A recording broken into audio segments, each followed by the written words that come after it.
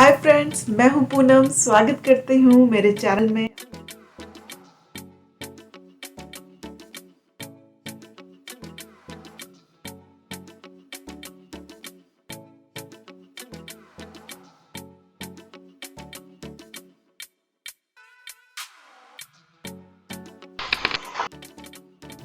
दोस्तों, आज का टॉपिक है ड्राइविंग रिलेटेड, जो है पार्ट 2।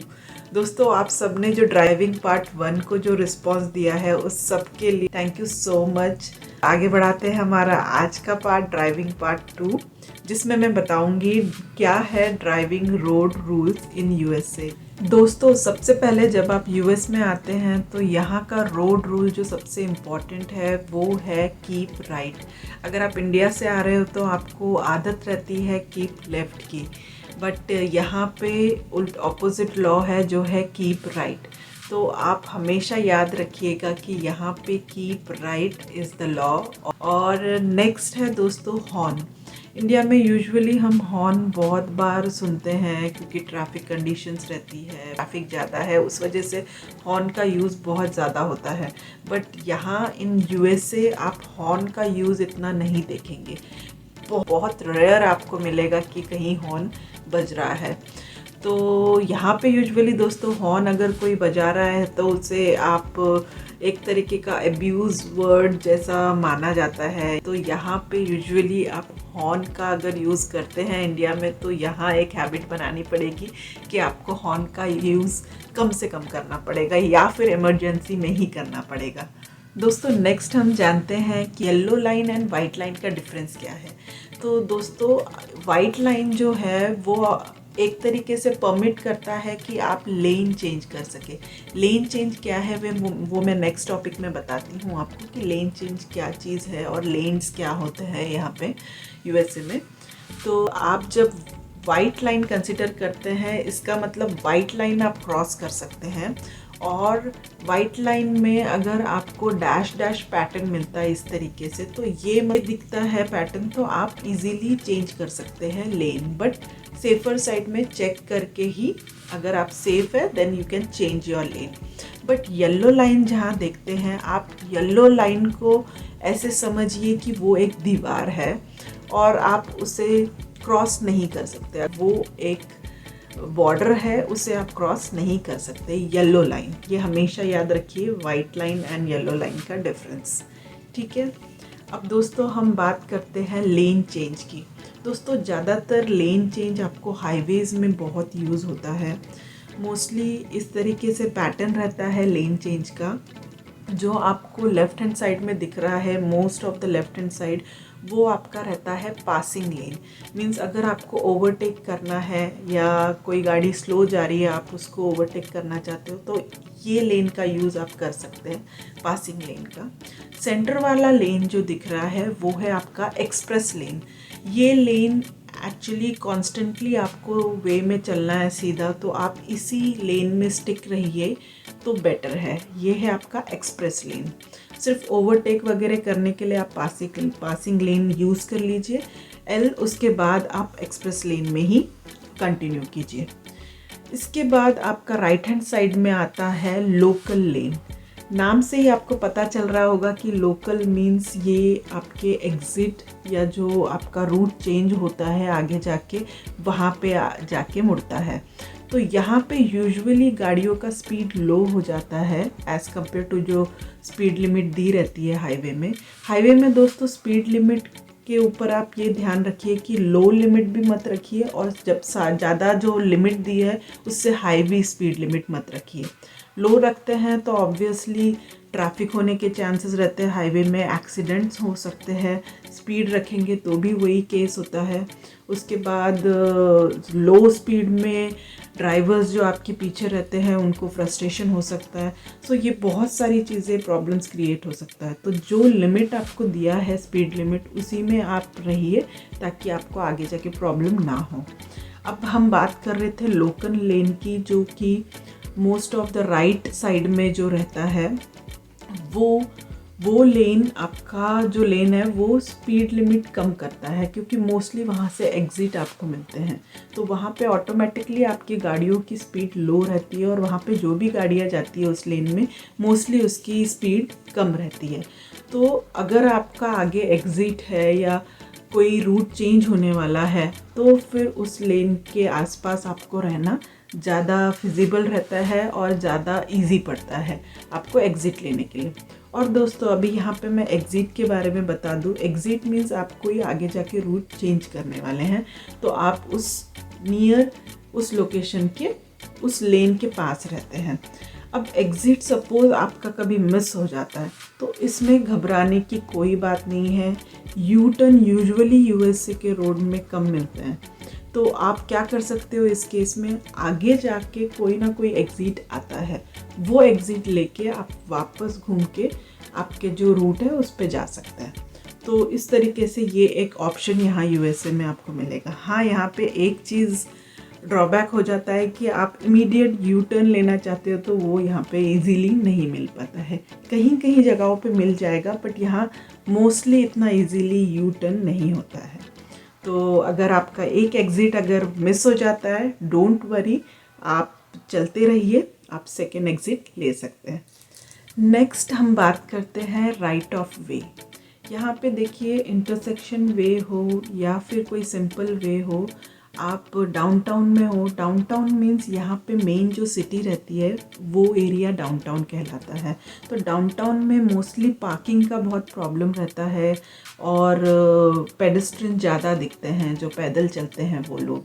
तो वहाँ पे इक्वली कार और पेडेस्ट्रियन को चांसेस मिलना चाहिए क्रॉसिंग के लिए।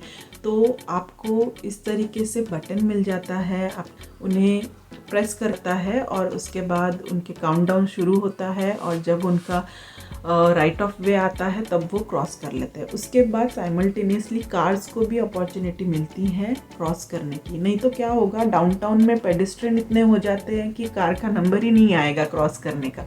तो इसीलिए ये चीज़ दी गई है मशीन, आप प्रेस करिए, आपका काउंटडाउन शुरू होगा एंड देन यू कैन आप क्रॉस कर सकते हैं रोड।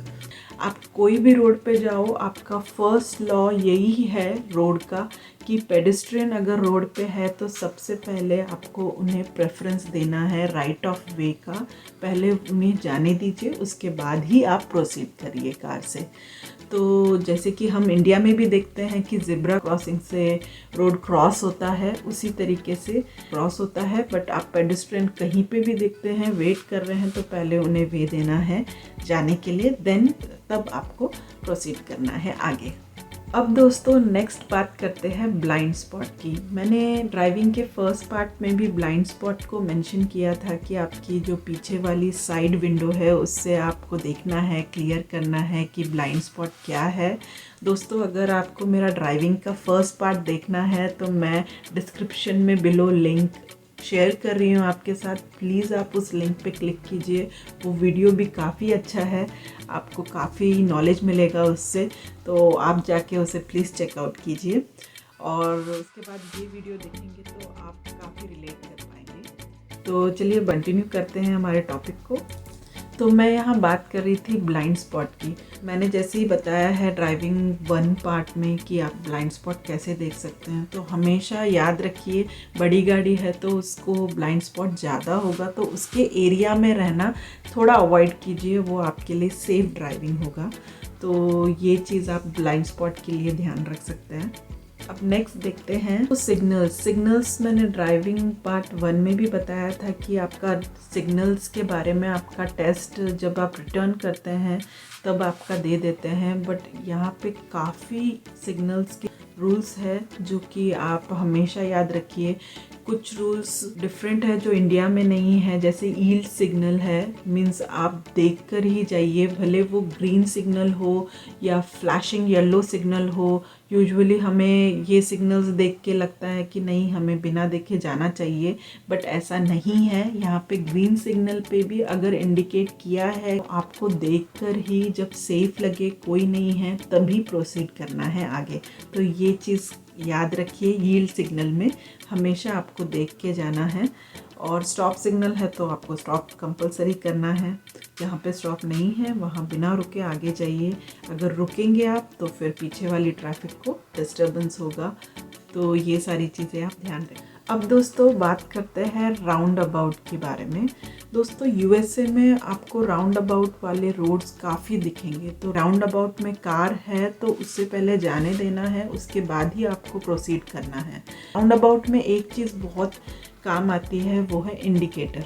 अगर आपके लेफ़्ट हैंड साइड में कोई कार आ रही है राउंड अबाउट में और उसे लेफ़्ट ही जाना है, तो इंडिकेटर से आपको इजीली पता चल जाएगा कि वो लेफ़्ट जा रही है और आप आगे प्रोसीड कर सकते हैं।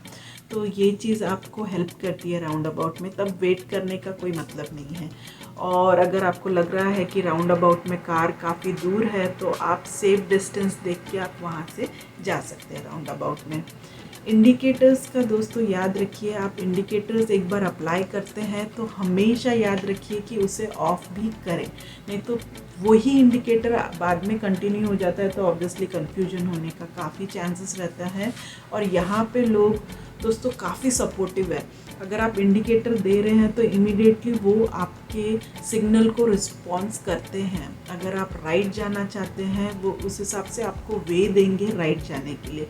राउंड अबाउट में हमेशा याद रखिए, देख के जाइए। अगर पहले से कोई कार है राउंड अबाउट में, वेट उसके वे क्लियर होने तक जब तक सेफ है तब आप राउंड अबाउट में जाइए। अगर और कोई कार नहीं है तो फिर देखने की ज़रूरत नहीं है, आप डायरेक्टली राउंड अबाउट में जा सकते हैं। तो ये चीज़ थी राउंड अबाउट के बारे में। अभी नेक्स्ट हम देखते हैं इमरजेंसी व्हीकल की। जब आपके रोड से इमरजेंसी व्हीकल पास करती है वो आपको कैसे पता चलता है? जब आप कोई ऑडिबल वॉइस सुनते हैं उससे आपको आइडेंटिफिकेशन हो जाता है कि अभी कोई इमरजेंसी व्हीकल आ रही है।